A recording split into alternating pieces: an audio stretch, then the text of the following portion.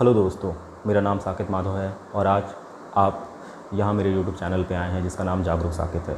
आज हम बात करेंगे क्लास 10th के बाद बच्चों को कौन सी स्ट्रीम लेनी चाहिए। चलिए करते हैं मिल के साथ मन की बात। सब्जेक्ट्स कौन कौन से हैं अप्रॉक्सीमेटली 10th के बाद सारे बच्चों को पता ही रहता है कौन कौन सब्जेक्ट है, कौन कौन सी स्ट्रीम है। ठीक है, फिर मैं आपको एक ओवरव्यू दे देता हूँ। जो पहली स्ट्रीम आती है निकल के वो है कॉमर्स स्ट्रीम। कॉमर्स स्ट्रीम में जनरली बच्चे बिजनेस स्टडीज़, अकाउंट्स और इकोनॉमिक्स लेते हैं। फिर आती है आपकी साइंस स्ट्रीम। साइंस के स्ट्रीम में बच्चे फिजिक्स, केमिस्ट्री, मैथ लेते हैं। मेडिकल फिजिक्स, केमिस्ट्री, बायो हो गया हमारा। और इस 3 स्ट्रीम के अलावा आर्ट्स आता है। आर्ट्स में जनरली बच्चे पॉलिटिकल साइंस, ज्योग्राफी, सोशियोलॉजी और हिस्ट्री लेते हैं। इसके अलावा एक इंग्लिश सब्जेक्ट होता है जो सभी लेते हैं। अब आगे बढ़ने से पहले मैं बताना चाहता हूँ कि ये वीडियो थोड़ी लंबी हो सकती है। उसका रीज़न ये है कि मैं इसमें बहुत सारे टॉपिक्स कवर करने वाला हूँ। पहले तो किस किस बेसिस पे आपको सब्जेक्ट चूज़ नहीं करने चाहिए, स्ट्रीम चूज़ नहीं करना चाहिए। उसके बाद से क्या तरीका है स्ट्रीम चूज़ करने का। मैंने बहुत कोशिश किया कि इस वीडियो को कम रखा जाए, बट फिर क्वालिटी गड़बड़ हो रही थी। इसलिए प्लीज़ पूरा वीडियो देखिएगा। कुछ गलती हुई तो उसके लिए माफ़ी। चलिए शुरू करते हैं। तो जो 4 चीज़ें हैं जिन पे आपको सब्जेक्ट सेलेक्ट नहीं करना चाहिए, वो है पहला मार्क्स इसलिए क्योंकि मार्क्स बहुत सारी चीज़ों पे डिपेंडेंट करता है। आप पेपर किस टाइम पे दे रहे हो, उस टाइम पे आपकी सिचुएशन क्या है, उस टाइम पे आपकी फैमिली की सिचुएशन क्या है, उस टाइम पे आपकी हेल्थ क्या है, इन सब चीज़ों पे। उसके अलावा भी बहुत सारे फैक्टर्स होते हैं। बहुत सारे बच्चे प्रेशर में क्रम्बल कर जाते हैं और वो अपना परफॉर्मेंस नहीं दे पाते। अब इसका मैं सिंपल सा एक एग्जांपल देता हूँ। कोई एक लड़का है, उसको मैथ्स बहुत पसंद है। ठीक है, वो मैथ्स पढ़ता है, वो दिन भर पढ़ता है। उसको मैथ्स इतना पसंद है, कोई प्रॉब्लम सॉल्व नहीं होता है तो उसके बारे में सोचते रहता है। वो बाथरूम में बैठा है, गेम खेल रहा है, वो सोच रहा है कैसे उसको सॉल्व कर सकते हैं। वो प्रॉब्लम लेके बैठ सकते हैं आधे घंटे तक, क्यों नहीं सॉल्व होता, और एट लास्ट वो सॉल्व कर देता है। हिस्ट्री भी वो कोशिश करता है पढ़ने का, सोशल साइंस, पर वो पढ़ नहीं पा रहा है। पेपर्स आ जाते हैं, बच्चा मैथ्स भी पेपर देता है और सोशल साइंस भी देता है। सोशल साइंस में उसे पता है कि उसको पढ़ने में अच्छा नहीं लगता, उसकी पढ़ाई कमज़ोर है, लेकिन पास तो करना है। तो वो कोई किताब उठाता है, उसको रटता है, रट के जाके पेपर दे देता है। रिजल्ट आता है, बच्चे का मैथ्स में 70 है और सोशल साइंस में 90 है। अब इस केस में उसे क्या करना चाहिए? उसे ऑब्वियसली ये मैथ लेना चाहिए, क्योंकि वो मैथ्स के साथ टाइम स्पेंड करता है, वो मैथ्स के साथ पूरी उम्र लग सकता है। ठीक है, लेकिन सोशल साइंस के साथ वो उम्र नहीं लग सकता है। ठीक है, 10th था, उसने रट लिया, पेपर दे दिए, वो पास भी कर गए, all good. But what about future? उसका फ्यूचर में क्या होगा? वो नहीं कोप अप कर पाएगा। ठीक है, मैथ्स के साथ वो लड़ सकता है, जो सर बस एक ही प्रॉब्लम है ना कि वो पेपर के टाइम पे प्रेशर हैंडल नहीं कर पाता है। कर लेगा वो लड़का। So in that case he should choose maths और समथिंग एनालिटिकल। ओके, दूसरा चीज़, जो फ्रेंड्स आपके कर रहे हैं उस पर बिल्कुल मत लीजिएगा। आप अपने आप को पहचानिए, आपकी क्या ज़रूरतें हैं, आप क्या चाहते हैं, आप कैसा बंदे हैं या बंदी हैं, आप कैसा काम कर सकते हैं। आपको ऑफलाइन काम करना पसंद आता है, आपको ऑनलाइन काम करना पसंद आता है, आपको फील्ड पे काम करना पसंद आता है, या आपको घर में बैठ के काम करना पसंद आता है, ऑफिस में काम करना पसंद आता है, ये आप डिसाइड करोगे। इसमें मैं इतना एग्जांपल दे सकता हूँ। जब मैं एडमिशन लेने जाता था, बहुत सारे मेरे फ्रेंड्स कंप्यूटर साइंस ले रहे थे। मुझे भी बोला गया कंप्यूटर साइंस ले लो, और मेरे दिमाग में बात है कि जस्ट वाई नॉट, क्योंकि इसमें फ्यूचर है, इसमें जॉब सिक्योर है, आपको जॉब मिल सकती है। मैकेनिकल की जो फील्ड है वो नीचे जा रही थी। बट फिर मैंने मन ही मन सोचा कि अगर मैं कंप्यूटर्स ले लूँ और उसमें मैं पैशनेट नहीं हूँ, मुझे वो कोडिंग करने में मज़ा नहीं आता है, मैं वर्चुअल चीज़ें समझ नहीं पाता हूँ, तो मान लीजिए मैंने ले लिया और मैं पास ही नहीं कर पाता हूँ, तो क्या मुझे जॉब लगेगी? जॉब तो तब लगेगी जब आप ग्रेजुएट होगे, जब आप बीटेक क्लियर करोगे। जब मैं क्लियर ही नहीं कर पाऊँगा तो मुझे जॉब कहाँ लगेगी? तो आई थॉट कि नहीं, मैं मैकेनिकल लेता हूँ, कम से कम पास तो कर जाऊँगा, तो जॉब लोगी, जॉब जितनी भी होगी मैं उनमें से वो जॉब ले लूँगा। ठीक है, that's why. Second, third thing, parents क्या कहते हैं उसके हिसाब से आपको नहीं लेना चाहिए।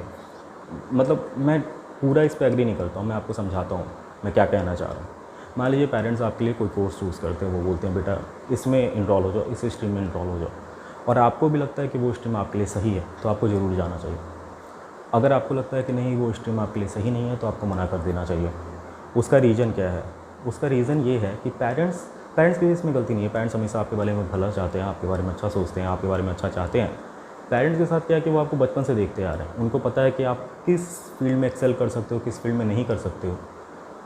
उनको पता है कि आपके लिए कौन सा स्ट्रीम सही है, अकॉर्डिंग टू देम उनको पता है। ठीक है, उनके हिसाब से ये लगता है कि आप जितना खुद को जानते हो उससे ज़्यादा वो आपको जानते हैं। ठीक है, उनको लगता है कि वो आपके बारे में अच्छा बुरा सही डिसीजन ले सकते हैं, आप अभी कैपेबल नहीं हो अपने लाइफ के बारे में डिसीजन लेने की, ठीक है।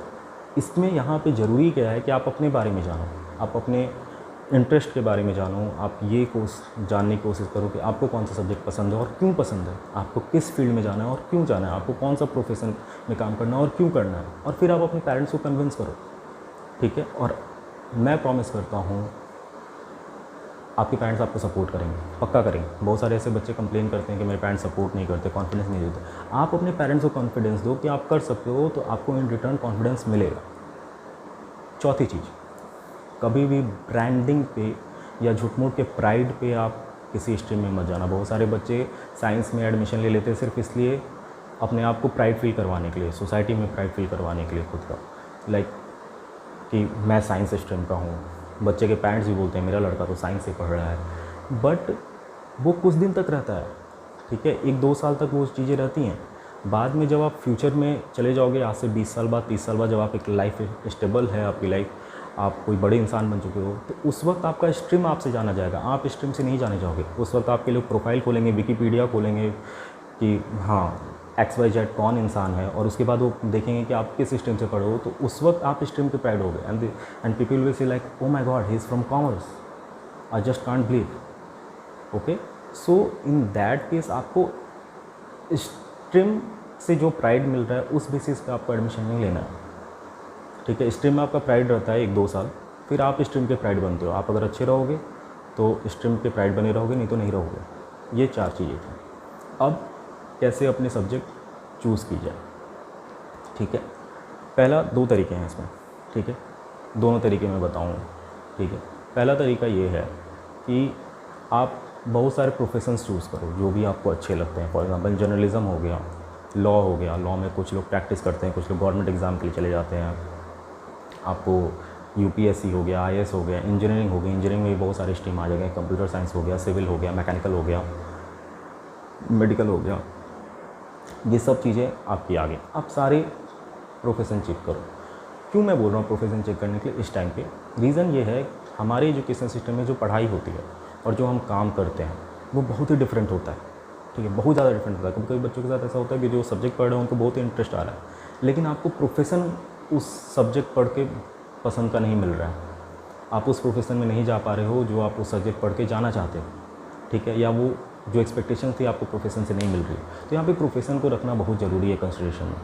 उसका रीज़न ये है कि सब्जेक्ट तो आपका 2 साल के लिए रहेगा, प्रोफेशन आपकी उम्र भर के लिए रहेगी। तो पहले आप प्रोफेशन चूज़ करो। प्रोफेशन में रोल्स देखो कि अच्छा आप अगर सिविल सर्वेंट बनते हो, IAS बनते हो तो आपके क्या क्या रोल्स हो सकते हैं, आपकी क्या क्या ड्यूटीज़ हो सकती हैं।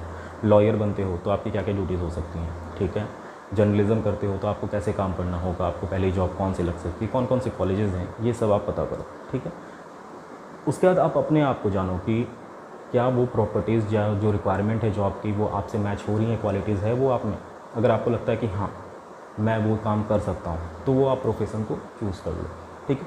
प्रोफेशन आप सीक्वेंस में लगा सकते हो, जो आपकी पहली प्रायोरिटी है, सेकंड प्रायोरिटी ऐसे। अब मान लो कोई सिविल इंजीनियर बनना चाहता है पर वो कंस्ट्रक्शन साइट पे जाके खड़ा नहीं रह सकता, उसको है कि नहीं भाई मैं धूप में खड़ा नहीं रह सकता, मैं इतने दिन तक तो काम नहीं कर सकता, मेरे को ऑफिस वर्क चाहिए, तो civil engineering is not for him और हर, ठीक है, आप समझो, ठीक है। आपको ऐसे कोई लड़का है वो मेडिकल करना चाहता है पर वो पेशेंट नहीं देख सकता, उसको पेशेंट को देखने के बाद वोमिटिंग आने लगती है, उल्टी हो जाती है। This is practical things you should think, okay, ठीक है। आपसे क्या हो पाएगा, आपकी क्या क्या एबिलिटीज़ हैं, ठीक है, ये सब चीज़ें हैं, कैसी जॉब प्रोफाइल है। आप लॉयर बनना चाहते हो पर आप 15 आवर्स अ डे काम नहीं कर सकते, आपका प्रैक्टिस कैसे चलेगा, नहीं चलेगा, ठीक है।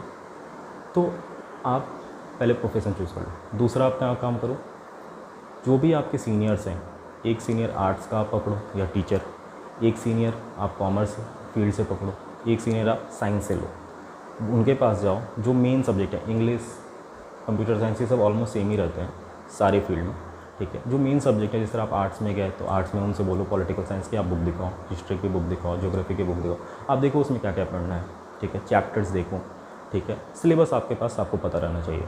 सेम गोज़ विथ आपको कॉमर्स, ओके, आपको बिजनेस स्टडीज़ इन सब का सिलेबस, इकोनॉमिक्स का, अकाउंट्स का, इन सब का सिलेबस पता है और क्या क्या पढ़ना है, क्या क्या चीज़ें इसमें लगती हैं, ठीक है। उसके बाद से साइंस में फिज़िक्स केमिस्ट्री मैथ इन सब चीज़ों का, मेडिकल है तो फिज़िक्स केमिस्ट्री बायो, इन सब चीज़ों को आप देखो क्या क्या सब्जेक्ट्स हैं, क्या क्या सिलेबस है, और आप देखो कि आपको कौन सा सब्जेक्ट सबसे ज़्यादा एक्साइट कर रहा है। ठीक है, फिर उसको भी आप सीक्वेंस वाइज लगा लो। ठीक है, अब कुछ बच्चे जो प्रोफेशन नहीं चूज़ कर पा रहे हैं, ठीक है, जिनको लग रहा है कि नहीं मेरे को भी नहीं समझ में आ रहा मैं किस प्रोफेशन में काम करूँगा, मुझे खुद के बारे में भी नहीं पता मैं कैसा बंदा हूँ। ठीक है, मैं इन्वेस्टमेंट बैंकर बनना चाहता हूँ, मैं उतने कट थ्रोट कंपटीशन झेल सकता हूँ या नहीं, मैं IAS ऑफिसर बनना चाहता हूँ, मैं उतना कंपटीशन फेस कर सकता हूँ या नहीं। I don't know, I literally don't know कि मुझे क्या पसंद है। मुझे बहुत सारी प्रोफेशंस पसंद आ रही हैं। ठीक है, कभी लग रहा है ये बन जाओ, कभी लग रहा है वो बन जाओ। तो उन बच्चों के लिए आप सब्जेक्ट देख लो कि आपको सब्जेक्ट कौन सा पसंद है, जो सब्जेक्ट आपको अच्छा लगे आप उसमें चले जाओ। ठीक है, बिंदास, बिना कुछ सोचे समझे। ठीक है, फिर 12th के बाद देखा जाएगा कि क्या करना है। फाइन। कुछ बच्चे जो प्रोफेशन चूज़ कर सकते हैं, जिनको अपने बारे में बहुत बेहतरीन तरीके से पता है, उन बच्चों को जिनको अपने क्वालिटीज़ के बारे में बहुत अच्छे से पता है, ठीक है, तो उनको प्रोफेशन से मैच करना चाहिए, उस प्रोफेशन के रिक्वायरमेंट से, और वो प्रोफेशन चूज़ करनी चाहिए। उस प्रोफेशन से फिर देखना चाहिए कि ये ग्रेजुएशन में कौन सी स्ट्रीम लेनी पड़ेगी, तब मैं जाके इस प्रोफेशन में आ पाऊँगा। फिर वो सब्जेक्ट से देखना चाहिए कि 12 में कौन सा लेना पड़ेगा सब्जेक्ट, तब मैं वो ग्रेजुएशन में जा पाऊँगा, और फिर उन्हें वो सब्जेक्ट ले लेना चाहिए। समझिए फॉर एग्ज़ाम्पल किसी बच्चे को जर्नलिज़्म करना है, ठीक है, तो उसे देखना चाहिए कि ग्रेजुएशन में वो मास कॉम में जाएगा। फिर मास कॉम में जाने के लिए आपको कौन से सब्जेक्ट 11-12 में लेने पड़ेंगे वो आप देखिए, तो आपको पता चले कि आर्ट्स आप लेके मास कॉम में जा सकते हो, हालांकि साइंस भी लेके मास कॉम में जा सकते हो। बट अगर आप प्रिटी फॉर्म एकदम आप पक्के हो कि नहीं मुझे जर्नलिस्ट ही बनना है, ठीक है, और मुझे मास कॉम ही करना है, और मास कॉम आप आर्ट्स से भी कर सकते हो, तो why to do science, okay, आप फिर आर्ट्स ले लो। ठीक है, ये दूसरा तरीका हो गया। कुछ बच्चे ऐसा बोलते हैं कि सर मुझे प्रोफेशन तो पता है कि मेरा क्या मन है काम करने का, मुझे वो पता चल गया है, गारंटीड है, मैं उसी में काम करना चाहता हूँ लाइफ टाइम। ठीक है, लेकिन जो सब्जेक्ट उससे रिलेटेड है ना, मेरे को उसमें कोई इंटरेस्ट नहीं है। ठीक है, तो यहाँ पे मैं एक बात कहना चाहता हूँ कि सब्जेक्ट जो है वो एक रिक्वायरमेंट है जो आपको पूरी करनी है वो प्रोफेशन में जाने के लिए। ठीक है, ठीक है, फॉर एग्ज़ाम्पल कोई एक लड़का है सिविल इंजीनियर बनना चाहता है, वो दिन भर उसी के बारे में सोचते रहता है कि कैसे एक बिल्डिंग कंस्ट्रक्ट होती है, कैसे रोड कंस्ट्रक्ट होते हैं।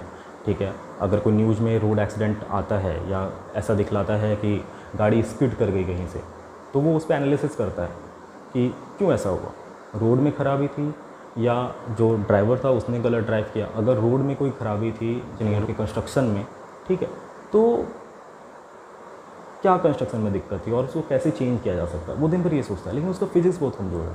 अब वो बोलता है कि भैया सर फिज़िक्स मुझसे नहीं हो पाएगा, फिज़िक्स तो मैं कर ही नहीं पाऊँगा, तो फिर मेरे लिए सिविल इंजीनियर का। मेरा ये कहना है उन बच्चों से कि एक सब्जेक्ट, सिर्फ एक सब्जेक्ट जो कि फ़िज़िक्स है या जो भी सब्जेक्ट है जो आपके मन का नहीं है, जो आपके इंटरेस्ट का नहीं है, वो एक सब्जेक्ट आपको रोक रहा है आपके मन के फील्ड में जाने से। उस सब्जेक्ट में क्या उतनी हिम्मत है कि आपको वो रोक दे आपको अपना काम करने से, जिसमें आप करना चाहते हो, जिसके लिए आप पैशनेट हो। ठीक है, बिल्कुल नहीं। अगर वो रोक दे रहा है इसका मतलब आप उस चीज़ के लिए उतने पैशनेट नहीं हो। एक सब्जेक्ट में इतनी हिम्मत है कि आपके सपने को तोड़ दे, बिल्कुल नहीं। अगर ऐसा है तो आपका सपना कमज़ोर है। ठीक है, तो फिर आप उस प्रोफेशन के लिए उतने पैशनेट हो ही नहीं, सिंपल एज दैट। ठीक है, आपको ये देखना पड़ेगा कि आप उस फील्ड के लिए उतने पैशनेट हो। अगर हो तो कोई ऑब्स्टेकल आपके सामने कोई भी वैल्यू नहीं रखता है, आप उसको क्रश करके आगे बढ़ जाओगे। And why I am saying to choose profession first, because जिस चीज़ के लिए आप पैशनेट हो आप उसमें जितना काम करोगे आपका उतना मन लगेगा, आपको थकान नहीं होगी। आप 24 आवर्स में से 22 आवर्स काम कर सकते हो। लोगों को लगेगा कि आप मेहनत कर रहे हो, बट आपको पता है कि आप तो एंजॉय कर रहे हो, पहला चीज़। दूसरी बात है, प्रोफेशन चूज़ करना बहुत इंपॉर्टेंट है बिफोर चूजिंग योर स्ट्रीम, क्योंकि वही आपका ड्राइविंग फोर्स बनता है। मान लो कि आप कोई सब्जेक्ट पढ़ रहे हो कॉमर्स, और उसमें कोई ऐसा टॉपिक आया जो आपको नहीं पसंद है, आपको नहीं जम रहा है, लेकिन आपको पता है यही चीज़ पढ़ के आप वो बन सकते हो जो आप बनना चाहते हो। ठीक है, तो वो आपकी ड्राइविंग फोर्स रहेगी। ठीक है, ठीक है, जब भी आप थकोगे आप ये सोचोगे कि नहीं इसको क्लियर करना है, because after studying this I am going to be that one that I want to be. ठीक है, तो that is the driving force that a profession contains और a field that you want to be in consist of. Okay, तो पहले आप profession choose करो। ठीक है, आप देखो उससे कौन सा फील्ड है जिसमें आप ग्रेजुएट हो सकते हो, और उस फील्ड में जाने के लिए जिसमें आपको ग्रेजुएशन करना है कौन सा सब्जेक्ट आपको ट्वेल्थ में लेना पड़ेगा और वो स्ट्रीम आप चूज़ कर लो। जो बच्चे प्रोफेशन डिसाइड नहीं कर पा रहे हैं वो सब्जेक्ट अपने स्ट्रीम अपने इंटरेस्ट का चूज़ कर लें और हम बाद में देखेंगे ट्वेल्थ के किस फील्ड में जाना चाहिए अंडर ग्रेजुएशन के लिए। ठीक है, तो चलिए दोस्तों, इसी के साथ ये वीडियो ख़त्म करते हैं। होपफुली आपको ये वीडियो पसंद आई होगी और आपके लिए थोड़ा सा मोटिवेशन का काम किया होगा इस वीडियो ने। Okay, so thanks a lot. अगली वीडियो जो हमारी आएगी वो हमारी उन बच्चों के लिए होगी जो अभी क्लास 6 में हैं, ओके, 5th से, और वो वीडियो उनको 3 ईयर्स स्पैन कवर करेगी कि उनको क्लास 6, 7, 8 कैसे अपना टाइम स्पेंड करना चाहिए। And one more thing I forgot, please do like, share and subscribe and comment below if you find this video very helpful, and if anything you need to be changed, just give a comment, please.